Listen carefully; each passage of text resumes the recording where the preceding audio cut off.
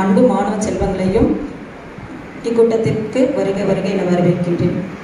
முக்கியமாக பார்த்தீங்கன்னா இந்த கூட்டம் எதற்கு, அதாவது எக்ஸாம் முடிய போது வருஷம் கடைசி ஆயிடுச்சு, இப்போ எதுக்கு வச்சிருக்கிறோம் அப்படின்னு பார்த்தீங்கன்னா, அடுத்த வருடம் 8th-லேருந்து 9th போக போகிறாங்க, 9th-லேருந்து 10th போக போகிறாங்க. அடுத்த வருஷம் கல்வி ஆண்டை நம்ம பிள்ளைங்களுக்கு எப்படி சிறப்பாக கொடுக்க போகிறோம், எந்த மாதிரி மெத்தட்லாம் கொடுக்க போகிறோம். அதனால என்ன பண்றாங்க, சப்ஜெக்ட் புக்கு தமிழா இங்கிலீஷா அதை படிச்சிடுறாங்க. அதையும் தாண்டி ஒரு சிலதை படிக்கணும் போது குழந்தைங்களுக்கு கொஞ்சம் சில தடுமாற்றம் வருது. அதை பார்க்கும் போதே அவங்களுக்கு நம்மளால முடியுமா, அவங்களால படிக்க முடியும், இருந்தாலும் அந்த தடுமாற்றத்துல அவங்க படிக்க கொஞ்சம் ஹெசிடேட் பண்றாங்க. அந்த மாதிரி இந்த தடுமாற்றம் இல்லாம அவங்க நல்லா எல்லாமே படிக்கணும். இப்ப தமிழ் எடுத்துட்டா என்ன நியூஸ் பேப்பர், எதுவா புக்கு மேகசின் எதுவுமே படிக்கணும், எல்லாம் படிக்கணும்.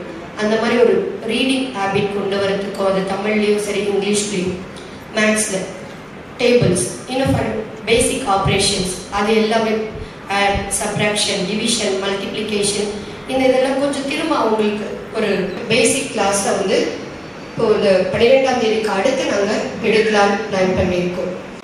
நம்ம சுவாமிஜி இருவருக்கும் நன்றி சொல்லணும். சுவாமிஜி அவங்களுக்கு எப்பயுமே நம்ம பள்ளி மேல ஒரு சிறந்த இது, குழந்தைங்க மேல ரொம்ப அன்பு.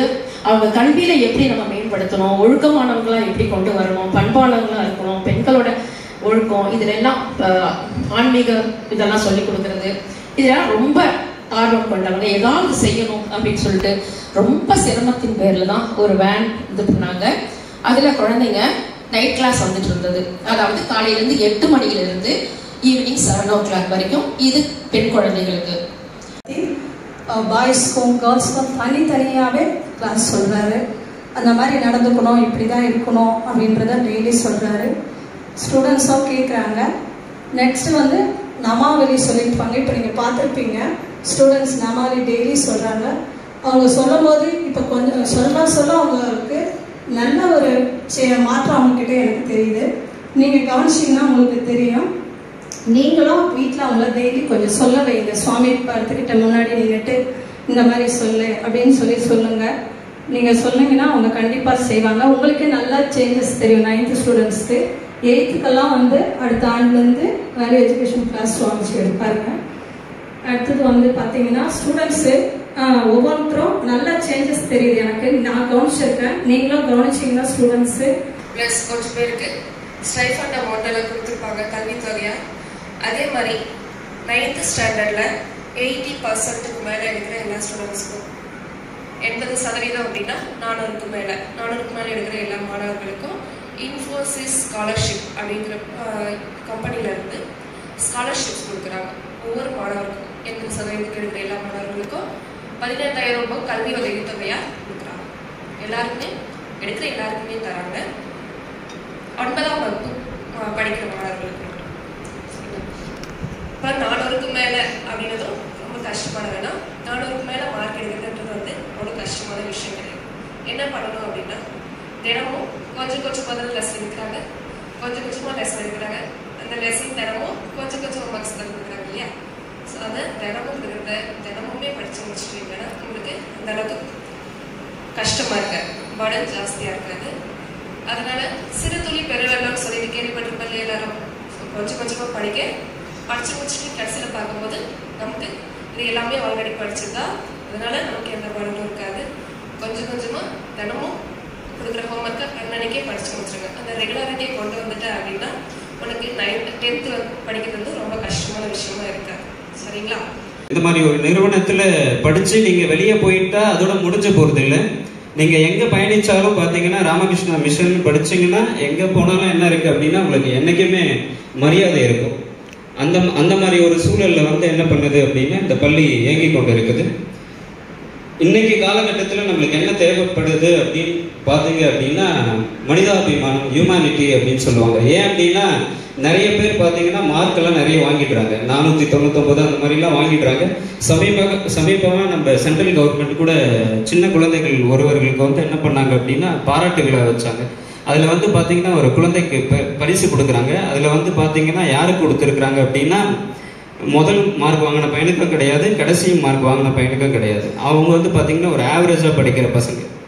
எதுக்கோசரம் அந்த பரிசை வந்து சென்ட்ரல் கவர்மெண்ட் கொடுத்தாங்க டெல்லியில் அப்படின்னு பார்த்தீங்க அப்படின்னா அந்த பசங்க வந்து பார்த்தீங்க அப்படின்னா சாப்பாடு வந்து என்ன பண்ணியிருக்கிறாங்க அப்படின்னா தன்னுடைய பசியை பொறுத்து கொண்டு மற்றவங்களுக்கு வந்து என்ன பண்ணியிருக்கிறாங்க உணவு கொடுத்துருக்குறாங்க. அப்போ எதுக்கோசரம் அந்த பரிசு வந்து வழங்கப்பட்டது அப்படின்னா ஹியூமனிட்டிக்கோசரம் வழங்கப்பட்டது. எதுக்கு இதை சொல்ல வரேன் அப்படின்னா இந்த பள்ளி 100% என்ன பண்ணுது அப்படின்னா அந்த மாதிரி ஹியூமனிட்டியோட நடந்துக்குது. நான் வந்து இப்போ 1 இயராக பார்க்குறேன். எதுக்கு இதை சொல்கிறேன் அப்படின்னு பார்த்தீங்கன்னா சாமிச்சியும் சரி டீச்சர்ஸும் இங்கே இருக்கிற எல்லா டீச்சர்ஸும் பார்த்தீங்கன்னா மற்ற ஸ்கூல்லாம் பார்த்தீங்கன்னா ஸ்கூல் முடிஞ்சதா டீச்சர்ஸ் போயிடுவாங்க. ஆனால் நான் இங்கே பார்க்குறேன் டீச்சர்ஸ் கடைசி வரையும் இருந்துட்டு பேரண்ட் வந்தால் குழந்தைய பெற்றோரிடம் ஒப்படைச்சிட்டு தான் என்ன பண்ணுறாங்க அப்படின்னா அப்புறம் தான் போகிறாங்க. அதனால தான் என்ன ஆகுது அப்படின்னா வாழ்க்கையில் அவங்களுடைய பழக்க வழக்கம், உணவு முறை இதில் கூட என்ன இல்லை அப்படின்னா நல்ல நெறிமுறைகள் இல்லாமல் இன்றைய காலகட்டத்தில் வந்து பசங்க வளர்ந்து வராங்க. அது மட்டும் கிடையாது, ஜென்ரலாகவே நிறைய பேர் பார்த்தீங்கன்னா டிவியெல்லாம் பார்த்துட்டு ஸ்மார்ட் போர்டை யூஸ் பண்ணிவிட்டு என்ன பண்ணுறாங்கன்னா சாப்பிட்றாங்க. பழைய காலத்துல எல்லாம் டேஸ்ட்டு ருசி, அம்மா சமைச்சு கொடுக்குற அந்த ருசி என்ன ஆகும் அப்படின்னா நல்லா சாப்பிட்டு ஆரோக்கியமாக இருந்தாங்க. இன்னைக்கு என்ன சாப்பிட்றாங்கன்னு தெரியாத கூட என்ன பண்ணுறாங்க அப்படின்னா சாப்பிட்டுட்டு இருக்கிறாங்க. ஜனனி சாரதாம் தேவி ராமகிருஷ்ணம் ஜகத்குரு பாதபத்மே தயோ சித்வா பிரணமாமி முகுர்முகு நம ஸ்ரீ யதிராஜாய விவேகானந்த சூரயே சச்சித் சுகஸ்வரூபாய சுவாமினே தாபதாரிணே. இந்த பெற்றோர்கள் கூட்டத்திற்கு வந்திருக்கக்கூடிய நமது பள்ளியினுடைய 8ஆம் வகுப்பு 9ஆம் வகுப்பு மாணவர்களாகிய அனைவருடைய பெற்றோர்களையும் நமது மடத்தின் சார்பாகவும் நமது பள்ளியின் சார்பாகவும் என்னுடைய மாலை நேர வணக்கத்தை தெரிவித்தேன். இந்த 3 மீட்டிங்களுடைய அனுபவத்தில் நான் ஒவ்வொரு மீட்டிங்லையும் ஒரு சில கேள்விகளை பெற்றோர்கள்ட்ட கேட்டேன். என்னன்னா முதல் கேள்வி, உங்களுடைய லட்சியம் என்ன? யார்கிட்ட? பெற்றோர்கள்ட்ட. நான் பையன்கிட்ட கேட்கல. இப்போ பையன்கிட்ட கேட்டேன்னா இவன் எல்லாருமே ஒரு பதில் தயாராக வச்சுருப்பான். என்ன வச்சுருப்பான்? நான் கலெக்டர் ஆக போகிறேன், நான் இன்ஜினியர் ஆக போகிறேன், நான் பெரிய ஆஃபீஸர் ஆக போகிறேன், நான் ஒரு ஐடி இன்ஜினியர் ஆக போகிறேன், ஒரு டீச்சர் ஆக போகிறேன். எனவே எல்லாமே உயர்ந்த கருத்துக்களோட அவன் ஏதாவது ஒரு விஷயத்தை வச்சுருப்பான். இப்போ நான் பெற்றோர்கள்ட்ட கேட்டேன், உங்களுடைய லட்சியம் என்ன? அவங்க கிட்ட கேட்டேன், அவங்க எல்லாம் அமைதியாகவே உட்காந்துருந்தாங்க. அப்புறம் நான் பசங்கிட்ட கேட்டேன், உங்க அப்பா அம்மா அவனுடைய லட்சியம்லாம் என்னப்பா அப்படின்னு சொல்லி. எங்க நீங்கெல்லாம் சொல்லுங்க, என்ன லட்சியம் அவங்களுக்குலாம்? என்னது? யாருடைய உங்க அப்பா அம்மா யாரும் போலீஸ் வேலைக்கு போக போறது இல்லை, யாராவது கலெக்டர் ஆக போறாங்களா? கிடையாது. இனிமே அவங்களுடைய லட்சியம் என்ன? நீ நல்லா படிக்கணும், அப்படிதானே? நீங்க நல்லா இருக்கணும். இப்ப இவன் தெளிவா இருக்கிறானா இல்லையா? இப்ப அவன் தான் பதில் சொன்னான் இல்லையா? இப்ப பையன் தெளிவா இருக்கிறான். உங்களுக்கும் ஆசிரியருக்கும் தொடர்பு இருக்குதுன்னு தெரிஞ்சாலே போதும், சைக்கலாஜிக்கலா பையன் ஒழுங்கா இருக்கும்.